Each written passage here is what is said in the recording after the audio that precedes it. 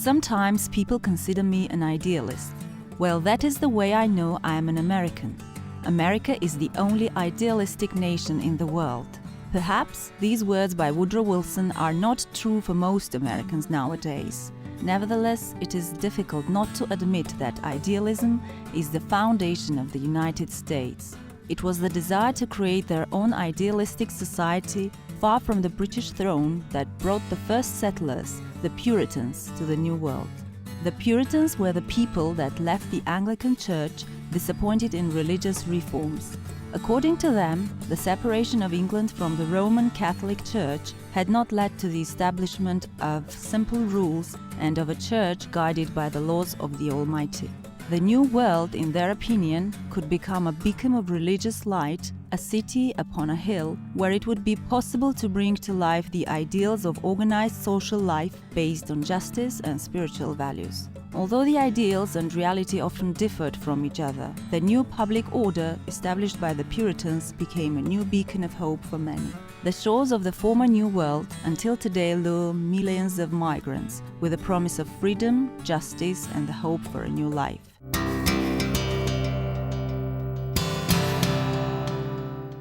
Since the second half of the 19th century, the route of entry into the United States has been illuminated by the famous Lady of New York Harbor, the Liberty Monument. The Statue of Liberty, that was initially intended to symbolize the freedom obtained by the United States through joint French-American efforts, over the years became the monument symbolizing the spirit and ideas of liberalism. The symbols that he uses for the statue are all very traditional in Western art. The female figure dates all the way back to ancient Rome. Libertas, the goddess of freed slaves in the Roman Republic, is the model for this statue. That's why she has the traditional Roman dress on her. The torch that she holds in her hand is used in artwork around the world. It's used to symbolize truth or reason, or in this case, enlightenment. Remember, the official title of this statue is the Statue of Liberty Enlightening the World. She's stepping forward to bring the light of liberty out across the globe. You can see the same ideas with the spikes in her crown. Those spikes are called a nimbus, and sculptors use a nimbus the same way a painter would use an aura or a halo around a figure to represent light coming out of her. The tablet that she has in her hand is like a traditional clay or stone tablet that laws would be inscribed in. On the top of that tablet, in Roman numerals, is American Independence Day, July 4th, 1776, when America publicly declared its independence from Great Britain. As the Americans themselves confess, the United States might have never gained their independence without the French support. During the War for Independence, France was supplying weapons, ships, and money to the rebels. A number of noble Frenchmen took upon themselves the command of the American army. The French-American alliance of the leading intellectuals lasted even after the war was over. In 1865, 100 years after the battle for independence, when the war between the North and the South in the United States had just ended, a group of French intellectuals that opposed the retrograde rule of Napoleon III were invited to a dinner in Paris. They expressed their admiration for the achievements of Americans in establishment of democratic government and the abolition of slavery. The dinner was hosted by French liberal leader, jurist and political activist Edouard de la Boulaye. It was during that dinner that the idea to donate a monument of liberty to the American people was born, a monument that was to symbolize the dedication of both nations to liberal ideas. A young sculptor, Frederick Bartholdi, who was among the invitees, immediately responded to La Boulaye's wish. When La Boulaye first considered the idea of the statue, France was not under a republic. It was under the Second Empire of Napoleon III. So he wanted this symbol to be a reminder of all of these democratic traditions that both countries had fought revolutions for, and that he felt his own country had been losing. Tragically, La Boulaye didn't live long enough to see the statue completed. He died a couple years before the statue was unveiled. However, he did live long enough to see Napoleon III deposed and the Third Republic of France created.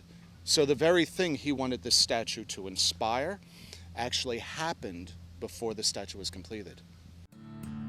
Many songs and poems have been written about the New York lady. The most famous is the sonnet The New Colossus by a young poet from New York, Emma Lazarus. The sonnet was supposed to be recited during the event for fundraising for the pedestal.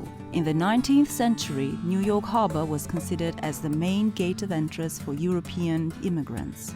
From the end of the 19th till the middle of the 20th century, around 12 million immigrants arrived in the United States through New York Harbor. According to Emma Lazarus, the modern monument was to enlighten the roads of all those fleeing from injustice, oppression, those who did not manage to find happiness in their own lands. Many people who visit this island today from all around the world know at least a few of Emma Lazarus' words. The famous quote, "Give me your tired, your poor, your huddled masses, yearning to breathe free." Those words belong to Emma Lazarus rather than Bartholdi. And her vision was a little bit different than Bartholdi. Bartholdi saw this statue as symbolizing democracy spreading out across the world. Her actual title is Liberty Enlightening the World. Emma Lazarus in her poem, though, didn't see her as striding forward to spread out across the world, but she instead saw her as a welcoming beacon of light to those who were arriving to this side of the world, and basically declaring the liberty and freedom that she was going to provide for them. As the U.S. Declaration of Independence promises, all men are created equal. They are endowed by their Creator with certain unalienable rights. Among those are the right to life, the right to liberty, and the right to pursuit of happiness. Until today, the American dream continues to inspire millions of immigrants, people who have had to suffer historic injustice, social discrimination and exploitation, hurry to the new world with the hope of creating their own happiness. Nowadays, over 40 million of the United States population are immigrants. Often, the immigrants are driven to American shores not by the desire to improve their social conditions or to find happiness, but rather by the need to escape annihilation. Although the first Armenian immigrants settled in the New World in the 17th century, the Armenian community developed in the 1920s after the genocide during the mass migrations of Armenians. Unfortunately, in the civilized 21st century, there are still nations for whom the only way to survive is to escape their native land. The United States continues to be a shelter for such nations. This is how the Kurdish community was formed in the United States. We are about 12 to 13,000 Kurds here in Nashville, Tennessee, one of the largest populations of Kurds in the United States after Dallas, San Diego. We had some Kurds in New York and Connecticut. There's been 2-3 different waves of Kurds coming to America. Some have came from Iraq due to the Saddam's regime in '96. That's when I came, when my parents were in an organization that was threatened by Saddam.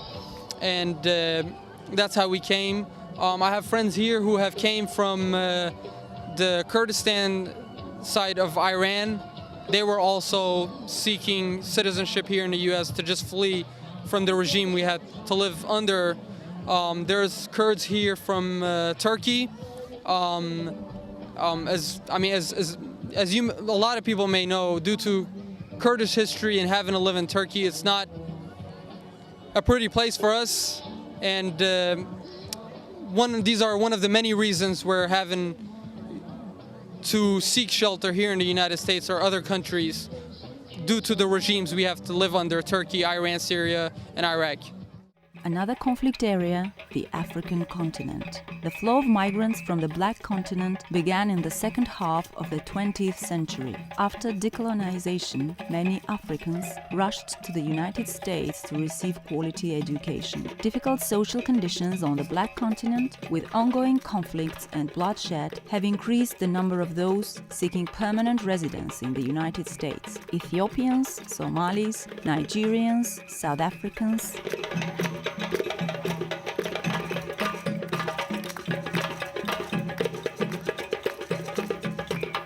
Ethiopian community in Nashville. We started this since 2001, and we were a little bit weaker, but now we're getting stronger because we got so many communities coming to Nashville.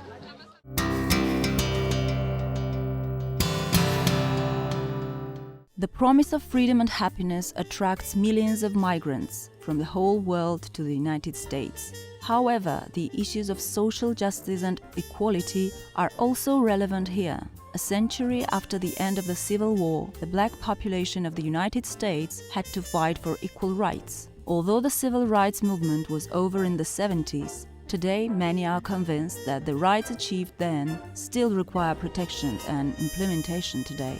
The system that used to accommodate the white people is still far from being perfect.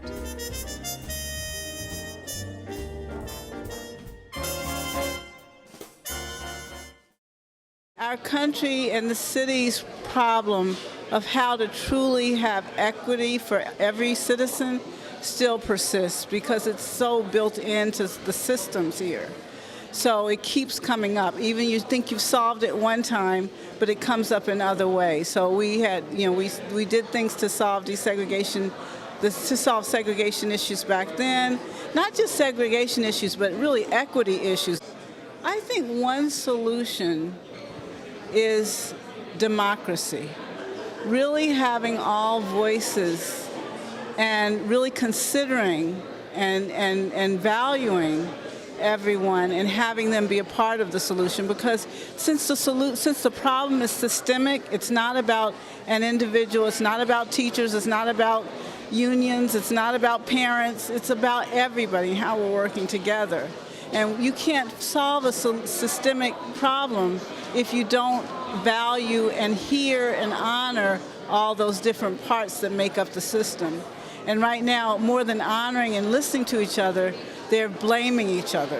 As the saying goes, democracy is the worst form of government, except for all those other forms that have been tried from time to time. According to many Americans, the system has its flaws, and one of the main obstacles on the path to equality is the education system. In American states, one of the territorial division units is the educational or school district. According to that division, only the residents, or in other words, the children living in that area, can attend that particular public school. The quality of education depends greatly on the taxpayer's income. The higher the taxes, the higher the level of the public school. As a result, the children of residents of wealthy communities have much higher chances of getting college education in the future, and the probability of getting a well-paid job is higher among those with higher education. It is difficult to break this vicious cycle. According to some Americans, the slogan, "From each according to his ability to each according to his need," is the only formula for social justice. Well, my definition of tolerance is that you're being around someone who you don't like, so you tolerate them. So what we should all be striving for is to replace the global system of white supremacy, racism, with a system of justice. And this kind of system has never been produced before. And so what is justice? Justice is balance between people, and that ensures that those people who need the most help get the most help first. And those people who are being mistreated made sure by other people that they're stopped being mistreated. And so it clearly states that those black people in America, the young, the extremely young and the extremely old, are the persons who need the most help in this situation. And that's how some measure of justice can be achieved. The United States is a country of idealists, and yet it is not an ideal country. Nevertheless, according to many, one of the most important advantages of American democracy is that liberal principles give opportunity to people to formulate their own demands for justice and to fight fearlessly to implement those demands. If you get a mix of people involved in a very knotty problem, working out a solution is a messy process. Democracy is a messy process. It's not clean, it's not neat, it's not mathematical. So what that means is everybody needs to respect everybody else and their opinions and what they think. And they can be wrong. We all are. A lot. Okay? But in that interaction of my hearing your solution or your way of looking at the problem and you're hearing my solution and my way of looking at the problem, we can work out something that will probably end up not looking like anything that either one of us originally thought of. As is the case everywhere else, the way one views the issue is a matter of optimism or pessimism. Some Americans focus on the advantages of the system, others point to its flaws. According to some, when demands for justice are fixed in law, their implementation depends solely on the consistency of individuals. According to others, it is difficult to remove the glass ceiling and fight against the perhaps not very obvious, but still existing prevalence of white people.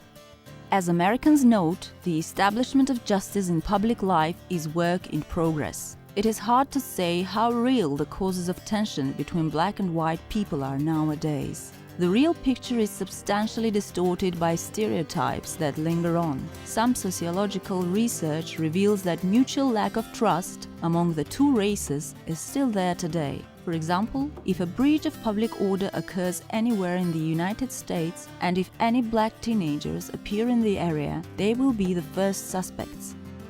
And vice versa. Black people are inclined to attribute any injustice at work or elsewhere to their race. In other words, the same manifestations of injustice